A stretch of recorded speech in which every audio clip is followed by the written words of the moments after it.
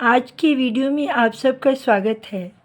आज हम लोग पढ़ेंगे संस्कृत सरिता भाग 3 का आदर्श प्रश्न पत्र। इस पाठ में हम लोग आदर्श प्रश्न पत्र में दिए गए प्रश्नों के हल के बारे में जानेंगे। हमारा सबसे पहला प्रश्न अपठित गद्यांश से है। ये 5 अंक का प्रश्न है। छात्र गद्यांश से प्रश्नों के उत्तर देने से पहले उस गद्यांश को ध्यानपूर्वक पढ़ेंगे और फिर उसके बाद उन प्रश्नों के उत्तर देंगे तो अक्षरशः उनके उत्तर सही होंगे।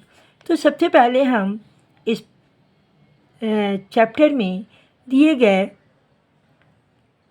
गद्यांश को पढ़ लेते हैं और उसके अर्थ को समझ लेते हैं।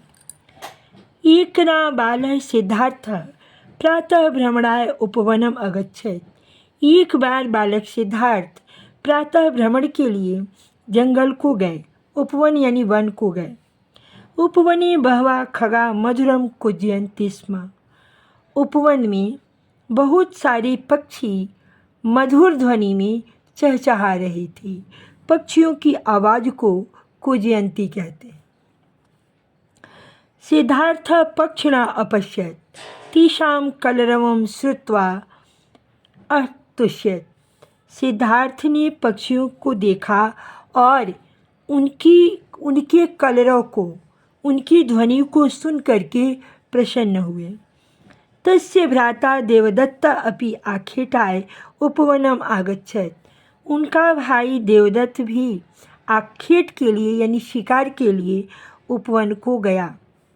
सशरीर आकाशे एकम हंसम अविध्यत। उसने अपनी वाण से आकाश में एक पक्षी को घायल किया। अविध्यत यानी घायल करना। शरीर विद्धा हंसा भूमौ अपतत।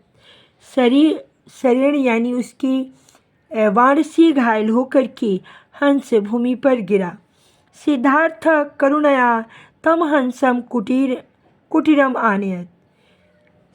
सिद्धार्थ ने दयावश उस हंस को अपनी कुटिया में लाया।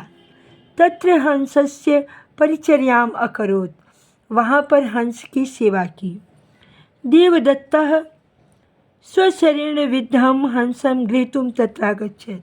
देवदत्त अपनी वाण से घायल हंस को लेने के लिए वहाँ आया। सिद्धार्थ अपश्यत्। सिद्धार्थ अवदत्। सिद्धार्थ बोले रक्षक भक्षात् श्रेष्ठ। रक्षक भक्षक से श्रेष्ठ होता है, यानी किसी की जान बचाने वाला जान लेने वाले से बड़ा होता है। अतएव अहम हंसम न दास्यामि। इसलिए मैं हंस नहीं दूंगा। अब इस गद्यांश के आधार पर प्रश्नों के उत्तर हैं, उन्हें हम देख लेते हैं। हमारा पहला प्रश्न है एक पदेन उत्तरत। एक पद में उत्तर देना है। सिद्धार्थ प्रातः भ्रमणाय कुत्र गच्छत्। सिद्धार्थ प्रातः घूमने के लिए कहाँ गए? तो उपवनम यानी उपवन में गए। शरेण विद्धा हंसः कुत्र अपतत्। वाण से घायल हंस कहाँ गिरा? तो भूमौ अपतत्। क्वेश्चन नंबर 2 में एक वाक्य में उत्तर देना है। उपवने खगा किम कुर्वन्ति स्म। बगीचे में पक्षी क्या कर रहे थे? तो उपवने खगा मधुरम कुंजति स्म। यानी बगीचे में पक्षी मीठी ध्वनि में कूज रहे थे या कलरवं कुर्वन्ति स्म। उपवने खगाः कलरवं कुर्वन्ति स्म।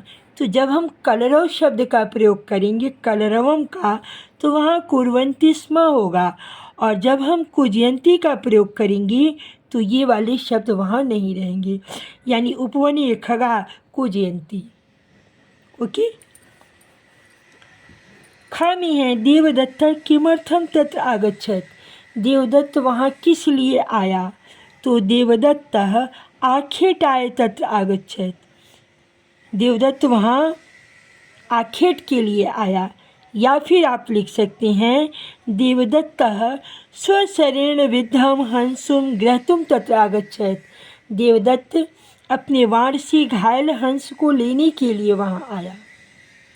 ये दोनों ही आंसर आपके सही हो जाएंगे। क्वेश्चन नंबर 3 में आपको निर्देशानुसार उत्तर देने हैं। तो क में है सिद्धार्थ इति कर्तृपदस्य क्रियापदम किम। सिद्धार्थ कर्ता पद के लिए क्रियापद क्या है? तो यहाँ आप देखेंगे सिद्धार्थ कर्ता पद के लिए क्रियापद आगच्छत का प्रयोग हुआ है, वहाँ पे आगच्छत होगा। तत्र हंसस्य परिचर्याम अकरोत् अत्र अव्ययपदम किम। वहाँ पर हंस की परिचर्या यानी सेवा की, तो इस वाक्य में तत्र जो है ये अव्यय पद है। ग में है शरेण विद्धा हंसः भूमौ अपतत।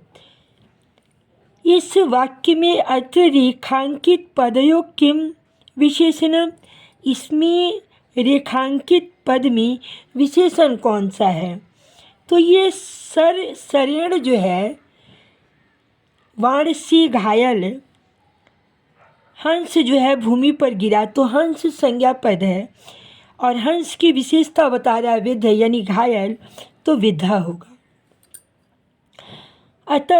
अतएव अहम हंसम न दास्यामि। इस वाक्य में अहम इति पद कस्मै प्रयुक्तम। इस वाक्य में अहम का पद जो है, अहम शब्द जो है किसके लिए प्रयुक्त हुआ है? तो सिद्धार्थ के लिए। सिद्धार्थ ने अपने भाई से कहा कि मैं हंस नहीं दूंगा। क्वेश्चन नंबर 3 में आप देखेंगे कि रचनात्मक कार्य है। आपको यहाँ पे कुछ पंक्तियाँ दी गई हैं और यहाँ आपको कुछ सहायक शब्द दिए गए हैं। इन शब्दों की सहायता से आपको उन पंक्तियों को पूरा करना है। कल्याणाय कल्याण के लिए, समाजे समाज में, संकल्पम संकल्प को, बाल श्रमस्य बाल श्रम का, अस्माभि यानी हम सबके द्वारा। तो ये शब्द हैं, इनकी सहायता से इन पंक्तियों को पूरा करना है। तो चलिए हम लोग देखते हैं। सबसे पहली पंक्ति है हमारी वार्तालाप है। तो विनोद कहता है प्रभा को संबोधित करते हुए किम चिंत्यसी, क्या सोचती हो। प्रभा कहती है विनोद को संबोधित करते हुए अहम चिंतयामि यत् अद्य समाजे का समस्या सन्ति। यानी कि मैं सोच रही हूँ कि आज समाज में क्या क्या समस्या है, कौन कौन सी समस्या है। कौन कौन सी समस्या है। चूँकि समस्या शब्द जो है स्त्रीलिंग है, इसलिए काह बहुवचन का प्रयोग हुआ है। अगला देखेंगे आप कि मनोज कहता है अद्यतवे शिक्षा निर्धनता आतंकवाद इति विविधा समस्याः सन्ति। आजकल वर्तमान में अशिक्षा, निर्धनता, आतंकवाद जैसी अनेकों समस्याएं हैं। विनोद कहता है सत्यम एतत् तत्रापि, सच है यह, वहाँ भी बाल श्रमस्य महती समस्या अस्ति। और इन समस्याओं के अतिरिक्त जो बाल श्रम की समस्या है वो सबसे बड़ी समस्या है। प्रभा श्रमिकाणाम उद्धाराय प्रयासः करणीय। श्रमिकों के उद्धार के लिए हम सबों के द्वारा प्रयास करना चाहिए। मनोज आगच्छत, मनोज कहता है आई, है ना। और संकल्प कुर्मः, संकल्प करना करें। सर्वे सभी मिलकर कहते हैं आम वयम संकल्प कुर्मः, हाँ हम लोग संकल्प करें। यत बाल श्रमिकाणाम कल्याणाय प्रयत्नं करिष्यामः, कि बाल श्रमिकों के कल्याण के लिए प्रयत्न करेंगे। तो इस प्रकार से इन शब्दों की सहायता से हम लोगों ने वार्तालाप शैली में इस प्रश्न को पूरा किया। अब हमारा अगला प्रश्न जो है वो पत्र से है। तो सबसे पहले अगर हम पत्र से संबंधित किसी प्रश्न को हल करने जा रहे हैं तो वहाँ जिस स्थान से हम पत्र लिख रहे हों उस स्थान का नाम लिखना चाहिए और वहाँ पर उस दिन की तारीख लिखनी चाहिए। तो स्थान का नाम दर्शाने के लिए आप या तो उस जगह के साथ पंचमी विभक्ति का प्रयोग करेंगे। अगर मान लीजिए आप दिल्ली शहर से लिख रहे हैं तो फिर दिल्ली में आप पंचमी विभक्ति का प्रयोग करेंगे, या फिर वहाँ पे तहसील प्रत्यय का प्रयोग करेंगे। तहसील प्रत्यय के लिए क्या किया जाता है कि मूल जो प्रतिपादिक होता है उसमें केवल तह जोड़ देते हैं। अगर मान लीजिए दिल्ली है तो इसमें हम तह जोड़ देंगे यानी दिल्ली तह, तो वो स्थानवाचक शब्द हो जाएगा और ये अव्यय में परिवर्तित हो जाएगा। दिल्ली तह या परीक्षा भवनतः, इस तरह से आप उस स्थान को ज़रूर दर्शाएंगे। ये आपका हाफ नंबर का प्रश्न मतलब सॉल्यूशन होता है। उसके बाद यहाँ आप देखेंगे पितृ महोदय के पास पत्र दिया गया है और आपको यहाँ पे शब्दकोश में बहुत सारे शब्द दिए गए हैं जिनकी सहायता से आपको रिक्त स्थानों की पूर्ति करनी है। जैसे परीक्षा भवनात्, तो यहाँ पे आप परीक्षा भवनात् ही लिखें। प्रणामः, प्रदीपः, दिल्ली प्रान्तस्य अभवन् भवदीयः प्रशंसा परम पूज्यः वार्षिकोत्सव विषये पुरस्कारान्। तो सबसे पहले ये पत्र आपको पितृ महोदया के पास लिखा गया है।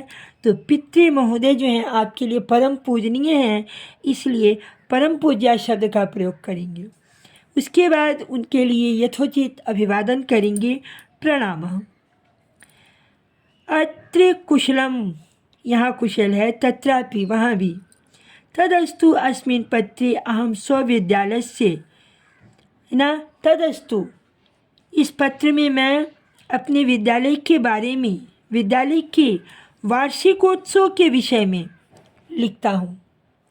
जनवरी मासे वार्षिकोत्सव आयोजितः आसीत्, जनवरी महीने में वार्षिकोत्सव आयोजित था।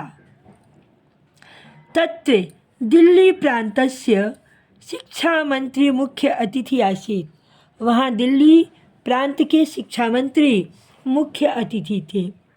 तत्र सरस्वती वंदना, उनके स्वागत में वहाँ सरस्वती वंदना, अभिनय गीत, वृंद गीत, संस्कृत नाटिकाश्च विविधा कार्यक्रमाः अभवन्। वहाँ पे उस वार्षिकोत्सव समारोह में ये सारे कार्यक्रम हुए। सरस्वती जी की वंदना हुई, अभिनय गीत हुआ और वृंद गीत हुआ। उसके बाद संस्कृत में नाटक हुआ। मुख्य अतिथि छात्रेभ्यः पुरस्कारान् अयच्छत्, मुख्य अतिथि ने छात्रों को पुरस्कार दिया। सर्वे आतिथ्य कार्यक्रमस्य प्रशंसा अकुर्वन्, सभी अतिथि जो वहाँ आए थे, जिन्हें निमंत्रित किया गया था, उन्होंने कार्यक्रम की प्रशंसा की। पुनश्च भवतां मातुश्च चरणवंदनां करोमि, फिर वो प्रदीप जो है पिताजी को कहता है कि फिर आप माता के चरणों में हमारा चरण वंदना, मैं चरण वंदना करता हूँ, आपके और माता जी के चरणों में मैं चरण वंदना करता हूँ। और इस प्रकार से भवदीय आपका और फिर अपना नाम लिखना होता है। तो भवदीय प्रिय पुत्र है, आपका प्रिय पुत्र प्रदीप। इस प्रकार से हम सहायक शब्दों की सहायता से प्रश्न ये पत्र लेखन को पूरा करेंगे। अब हमारा अगला प्रश्न जो है वो चित्रांकन से है। चित्र को देख कर के और आपको 5 वाक्य लिखने हैं। यहाँ पे कुछ सहायक शब्द दिए गए हैं लेकिन यहाँ जो सहायक शब्द हैं उसमें बहुत सारी चीज़ें जो हैं यहाँ पे नहीं दिखाई दे रही हैं। जैसे उजटह, कुटिया, लेकिन आपको इस चित्र में कुटिया कहीं भी नहीं दिखाई दी। शिष्या से अनेकों शिष्य कहीं नहीं दिखाई दे रहे हैं। खगा, कहीं भी आपको पक्षी दिखाई नहीं दे रहा है। अधः, नीचे, स्वच्छ वातावरण। लेकिन अगर आप चित्रों के अनुसार 5 लाइन लिखते हैं तो फिर इन शब्दों का प्रयोग नहीं करेंगी। और अगर इस शब्द को आप यूज करते हैं तब आपका इस प्रकार से होगा। चलिए आप देख लेते हैं। अयम एकः ऋषि अस्ति, यह एक ऋषि हैं। स पर्वतीय क्षेत्रे ध्यानम करोति, ये पर्वतीय क्षेत्र है, अनेकों पर्वतमालाएं हैं और वहाँ ये ऋषि जो हैं ध्यान कर रही हैं। अस्मिन् चित्रे पर्वतमालाः सन्ति, इस चित्र में अनेकों पर्वतमालाएं हैं। ऋषि वृक्षस्य अधः शिष्यान् उपदिशति, ऋषि जो हैं वृक्ष के नीचे शिष्यों को उपदेश दे रहे हैं। अत्र वातावरणम, अत्र स्वच्छ वातावरणम अस्ति, यहाँ स्वच्छ वातावरण है। इस प्रकार से मैंने इस चित्र और इन शब्दों की सहायता से 5 पंक्तियाँ लिखने का आपको अभ्यास कराया। आप छोटे छोटे शब्दों का प्रयोग करेंगी और ईजिली सेंटेंस जो है लकार में पुरुष को ध्यान में रखते हुए जिस प्रकार से बनाया जाता है उस प्रकार से चित्र वर्णनम में आप छोटे छोटे प्रश्नों के माध्यम से चित्र में उल्लिखित आकृति को देख करके या शब्दों की सहायता से वाक्य का निर्माण करेंगे। मुझे उम्मीद है कि आपकी सारी जो वाक्य होंगे वो सही होंगे। अगला जो हमारा प्रश्न है वो अनुपयुक्त व्याकरण से है, यानी व्याकरण से संबंधित है। तो खंड ग में आपका पहला प्रश्न जो है वो विभक्ति से है। विभक्ति से है, आप देखेंगे अधोलिखितेषु वाक्येषु निर्देशानुसारम रूपम लिखत, नीचे लिखे गए वाक्यों का निर्देश के अनुसार आपको रूप यहाँ भरना है। उद्याने क्रीडन्ति, उद्यान में खेलते हैं।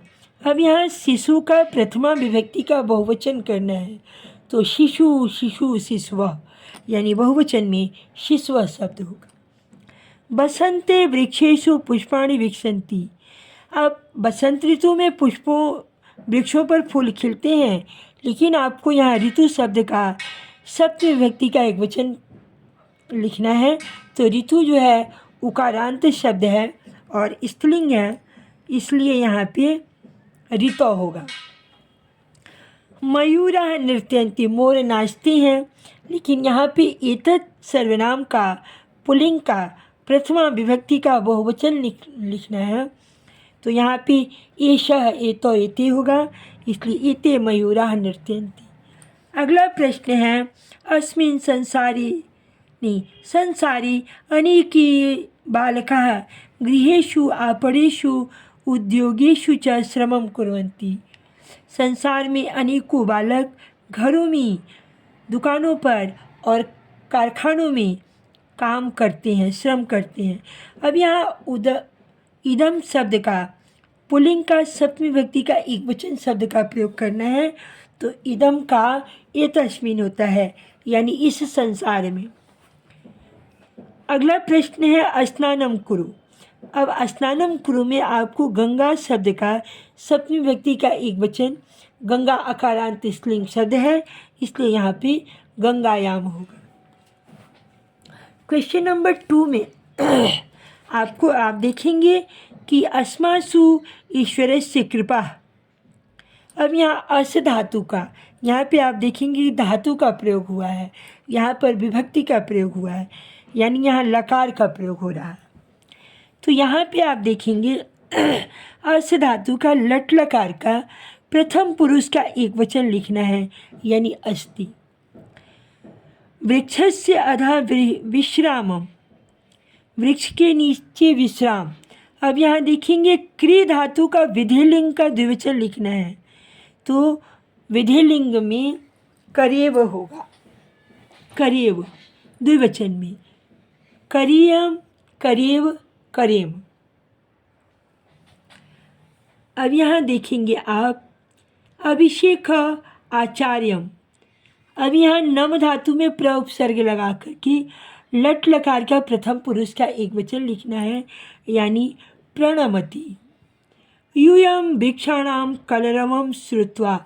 अब यहाँ सद धातु में प्र उपसर्ग लगा है और आपको मध्यम पुरुष का बहुवचन लिखना है, यानी प्रसीदथ, प्रसीदथ यानी प्रसन्न होना। पक्षियों का आवाज़ सुन करके तुम सब प्रसन्न होते हो। भवतः गृहे वेदाः, है ना, भवतः गृहे वेदाः। अब वृत्त धातु का प्रथम पुरुष का बहुवचन लिखना है, तो वर्तते वर्तेते वर्तन्ते, इस प्रकार से यहाँ पर वर्तन्ते होगा। क्वेश्चन नंबर 3 जो है वो आपका अव्यय है। तो निम्नलिखित वाक्येषु मंजूषातः समुचितम अव्यय पदम चित्वा रिक्तस्थानानं पूरयेत्। यहाँ पे आपको शब्दों की सहायता से इसे पूरा करना है। माँ मतलब होता है मत, यानी नकारात्मक अर्थ में, नहीं के अर्थ में, मना करने के अर्थ में। ईषत् का मतलब होता है थोड़ा या कम, केवलम मतलब केवल, और कुतः स्थानवाचक अव्यय है, यानी कहाँ से। तो अहम केवलम शाकाहारम करोमि, मैं केवल शाकाहार करता हूँ। पात्रे दुग्धम अस्ति, यानी ईषत थोड़ा सा दूध है। त्वम कुतः आगच्छसि, तुम कहाँ से आते हो। माँ सत्यम माँ वद, असत्यम माँ वद, असत्य मत बोले। क्वेश्चन नंबर 4 में आप देखेंगे कि उपपद विभक्ति के अनुसार इसे रिक्त स्थानों की पूर्ति करनी है। अब यहाँ देखेंगे न प्रमदितव्यम, है ना, आलस्य नहीं करना चाहिए, तो यहाँ पर होगा स्वाध्यायात्। दुग्धम तु अतीव रोचते। अब रुचि धातु के साथ चतुर्थी विभक्ति का प्रयोग होता है, यानी मह्यम। माधव श्रेष्ठ, जब बहुत सारे लोगों में किसी एक चीज़ को उत्तम दर्शाना हो तो वहाँ पे षष्ठी अथवा सप्तमी दोनों ही विभक्तियों का प्रयोग होता है, लेकिन यहाँ सप्तमी विभक्ति का शब्द दिया गया है, इसलिए छात्रेषु।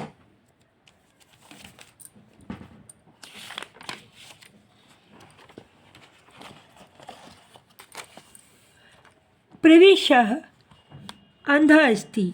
अब अगर किसी अंग में विकार हो तो तृतीया विभक्ति का प्रयोग होता है, यानी नेत्राणाम, नेत्राभ्याम।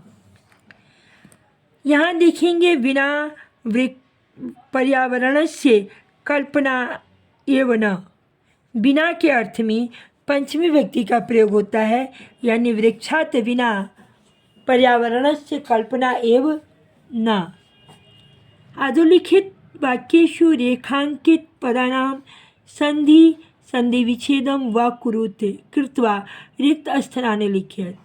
नीचे लिखे गए वाक्यों में संधि अथवा संधि विच्छेद करके लिखना है। अब यहाँ गुरुर भाषणम है, गुरुर भाषणम में गुरु भाषणम, विसर्ग के बाद भ आया है, विसर्ग र में बदल जाएगा और उ जो है ओकार में परिवर्तित हो जाएगा, गुरु भाषणम हो जाएगा। रामस्य भ्रातृनाम, रामस्य चूँकि री के बाद न आया है तो न जो है टबर्गी न में बदल जाएगा, भ्रातृनाम। अस्मिन् संस्कृत प्रशिक्षण वर्गे भवताम, स्वागतम का संधि करना है, सुजोड़ आगतम। पावकः तत्र अस्ति मा गच्छेत्, वहाँ आग है मत जाओ, तो पावकः का संधि विच्छेद होता है, पव जोड़ अकः। आर्यभट्टीय सुलभसूत्रस्य सूत्र जोड़ लेख का संधि करना है यानी उल्लेख। इस प्रश्न में आप देखेंगे कि भिन्न प्रकृति के शब्दों को चुनना है जो कि अलग प्रकृति के हैं। अब यहाँ देखेंगे लघुता, प्रभुता, साधुता, ये तो इंसान की अवस्था को बता रहे हैं, लेकिन ये कांता जो है ये भिन्न प्रकृति का है। उसी प्रकार से ख में देखेंगे कश्चन, उच्चय, निश्चय। ये कश्चन, उच्चय, निश्चय ये अलग प्रकार के प्रश्न हैं और वृक्षे जो है ये संज्ञा शब्द है। पठितवान, कृतवान, लिखितवान ये क्रियापद है और यहाँ पे धनवान जो है ये भिन्न प्रकृति का शब्द है। प्रविष्टा, पठिता, चलिता ये सब संज्ञा पद हैं और यह कुतः जो है अव्यय पद है। अगला प्रश्न है हमारा अधोलिखित वाक्यानि शुद्धानि कृत्वा स्व उत्तर पुस्तिकायां लिखत। नीचे लिखे गए वाक्यों को शुद्ध करना है और लिखना है।